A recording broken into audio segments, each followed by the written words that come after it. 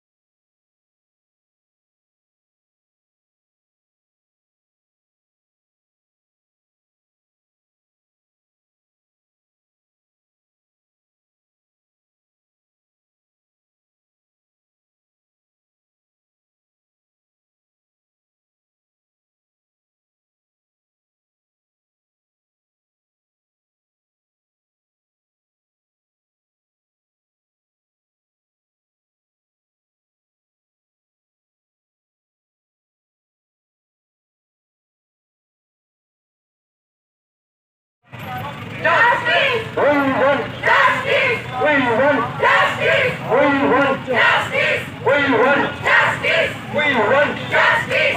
রক্তকণ্ঠে উঠছে স্বর, রক্তকণ্ঠে উঠছে স্বর, রক্তকণ্ঠে উঠছে স্বর, শিল্পীদের উঠছে স্বর, ভিন্ন কাজে লিপ্ত যারা কেউ যেন পায় না ছাড়া, ভিন্ন কাজে লিপ্ত যারা, ভিন্ন কাজে লিপ্ত যারা, ভিন্ন কাজে লিপ্ত যারা, প্রতিবাদের ঝড়, প্রতিবাদের ঝড়, প্রতিবাদের ঝড়, তিলোত্তমা বিচার মাঠ, তিলোত্তমা বিচার মাঠ, তিলোত্তমা বিচার মাঠ, মিছিলে মিছিলে এক কিশোর, মিছিলে মিছিলে এক কিশোর। সমাজ থেকে আপনারা নেমেছেন এই আরজিকর কাণ্ড নিয়ে, কি বলবেন এই বিষয় নিয়ে? প্রতিবাদ মিছিল নিয়ে আমাদের আর আমরা চৌরঙ্গি মোড়ে একটা নিরীহ সন্নিকটে এসেছি। 30 ঘন্টা ডিউটি আমরা এখানে সেইভাবে ঘৃণ্যভাবে তাকে মারা তৃতীয় হলো, তার কোনো বিচার আজ অবধি হলো না। সর্বশেষ জানি না অনুষ্ঠান এর করব আদৌ বিচার হবে কিনা।